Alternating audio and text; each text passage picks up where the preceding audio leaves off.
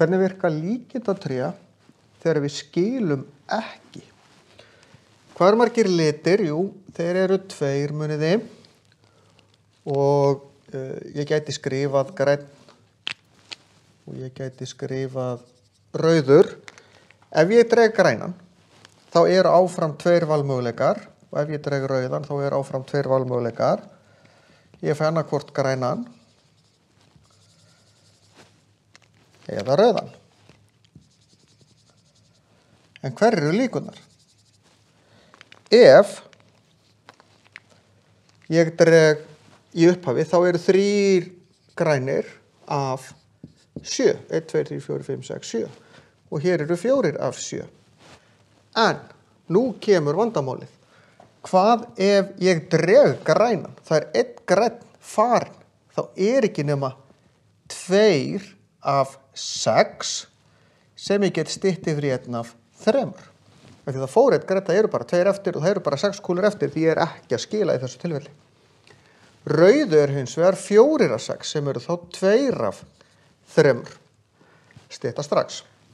Ef ég dreg hins vegar rauða, þá er eftir 3 af 6 þá er þetta í raun 50-50 því þá eru 3 rauðar og 3 grænar. Við þurfum að telja. Taka í burtu það sem ég dró og telja. En hver eru núna líkurnar á að fá rauða og rauða? Rauð. Jú, þá fer ég bara 4 7.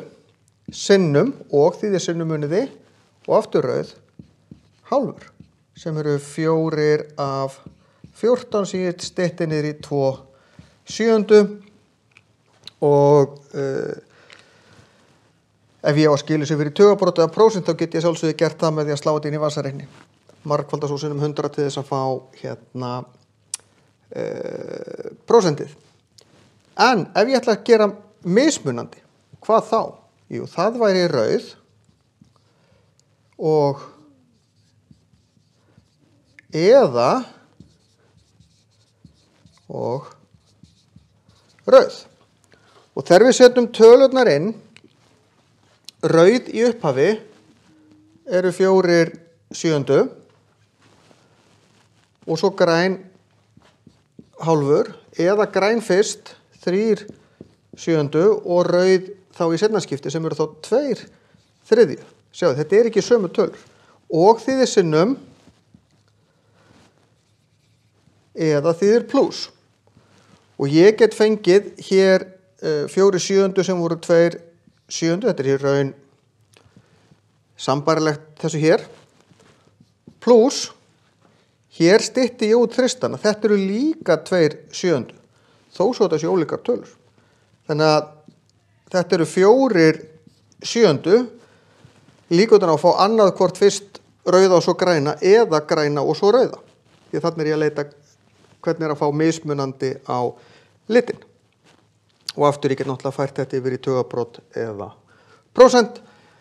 En það skiptir máli að átta sig á ef ég er ekki að skila, hvaða áhrif er það að hafa.